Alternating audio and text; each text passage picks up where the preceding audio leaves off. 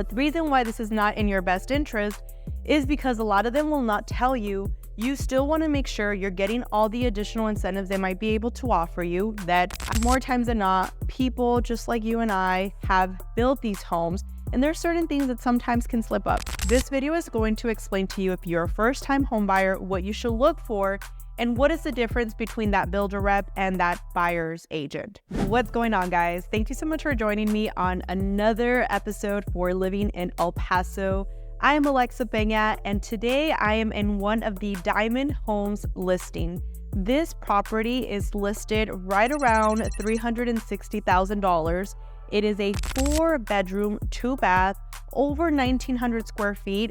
And honestly, this builder just takes their time ensuring that the quality, the details are all taken care of.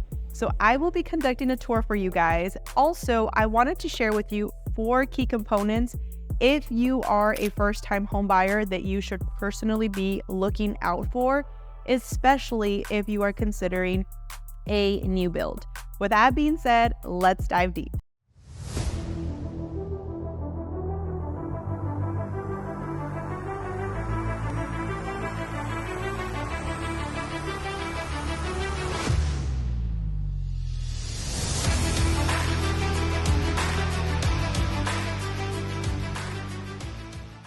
Now, tip number 1, you want to make sure you are partnered up with the right agent. Now, this is what I mean. Most people don't realize that there is a builder rep and there is a buyer's agent. If you have not seen my previous video discussing the NAR settlement and what this means to you, we will link that down below. I know a lot of our clients have been a little confused as to what exactly does that mean? Is it going to affect you? And it explains exactly what representations you should be looking out for. So I will list that down below, but this video will not be talking about that. This video is going to explain to you, if you're a first-time home buyer, what you should look for and what is the difference between that builder rep and that buyer's agent. The simplest way I can explain this to you is, let's say I am a builder rep.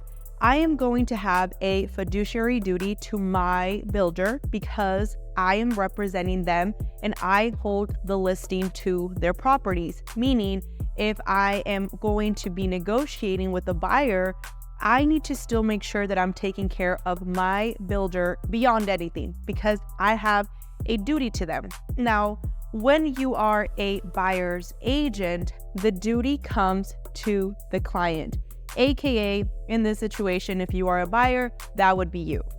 Now, here is the thing. Most people tend to go to an open house on a weekend. They fall in love with the house, and the builder rep will say, hey, this house has a lot of demand. Therefore, if you want to reserve it, you need to give me whatever the situation might be. Some builders are going to do 1% of the price. Most are going to do anywhere between $500 to $1,500. Okay. Now, they're going to ask you for you to make that payment in order for them to reserve the lot or reserve that set property that maybe is already completed. The interesting part about this, though, is if you're a first-time buyer, you're not aware there might be other options that might be actually more beneficial to you. Our job is to ensure that we find you the best deal.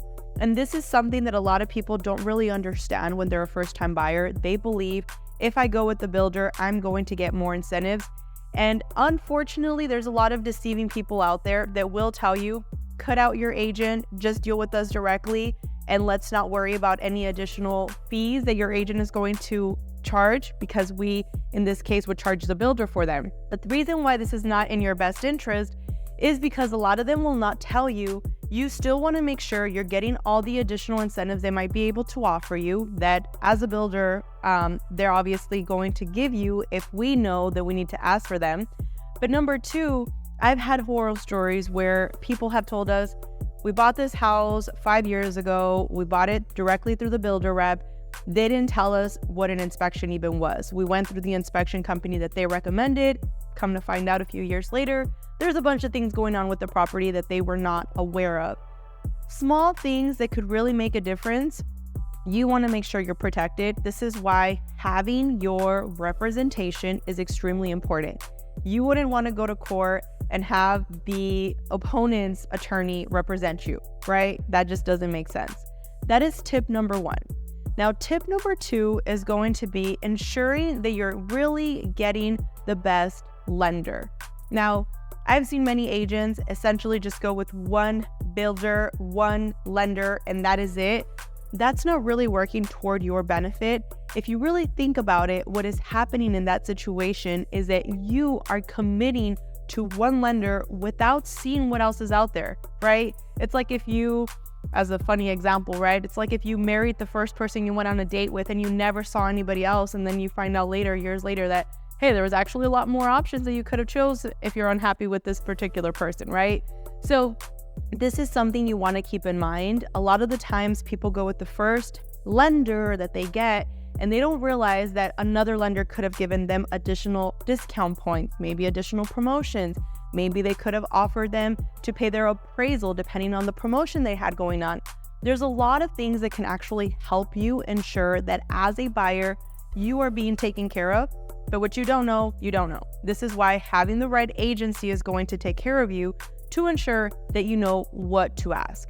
The lender has a lot of different promotions that they can offer you depending on the situation. Now, tip number 3 is going to be ensuring that you are doing an inspection on the property. So let's say you found the perfect builder. Let's say you've already taken care of the lender, which should be technically the second step after you've already gotten your preferred agent or agency that you're working with. But now let's say you have all your numbers figured out, you know what you're willing to spend. Now you want to make sure that you are conducting an inspection on the property. This is extremely important. I am telling you from personal experience, if you don't do an inspection, it is something you will regret later down the road. Many people have said, no, I don't want to spend the extra $500. Depending on how big the house is, typically it will run between $400 to about $800. It is worth it. I am telling you, it is worth it. Many times what will happen is that people believe because it's a brand new home and it's beautiful, there's nothing wrong with it. And although that can be true, more times than not, people just like you and I have built these homes, and there's certain things that sometimes can slip up. You want to make sure you have a professional inspector to go out there, look at the property, assess the property, and ensure that they can give you a full report of what might be wrong with the home. At that point, depending if you are buying a new home or a resale, that is where we have to negotiate for you. We either talk to the builder and let him know, hey, this is what came back on the report. We need to make sure it's taken care of completely before we close. Or if it's a resale home, then of course at that point we would have to negotiate with the seller. And I did make another video that talks a little bit more about that, so we will also list that down below. Because remember, if you're buying a used home, put yourself as a situation as if you were selling the home. You wouldn't actually be willing to fix everything that's going on with the property because obviously you're selling it and it's a used home, so you're not going to sell it for top dollar as if it were a brand new home, right? So there's a little bit of a difference there. Now, tip number 4, and this is where you want to make sure you really did your homework. Now that you are basically after your lender situation, you've gotten everything done with your actual company that you're going to be working with, you found, the perfect house, everything was done with the inspection. This is where you want to ensure that all utilities are scheduled. We typically use a concierge service that allows our company to essentially help our clients ensure that everything is taken care of so that you don't have to worry about it. It's happened many times. People don't articulate this and it happens last minute. You're trying to connect everything and then all of a sudden you find out that the times you wanted are not available. The things as far as the timelines are starting to kind of crumble on you. Plan accordingly. It is extremely important so that this way you and your family, when you are hoping to close, you have everything scheduled already for your move-in. Now, we did create a completely free resource for all of our clients, and if you are interested, you can click down below and claim the free book that we have created. It gives you a bunch of tips, tricks, just overall things to look out for when you are buying a home. It is free, so it will be linked down below. If you have any questions, please feel free to let us know. This was just 4 quick tips that overall have helped a lot of our clients when they're looking for a home.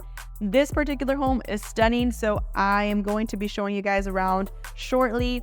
And as always, thank you so much for supporting the channel. I will talk to you guys on the next one.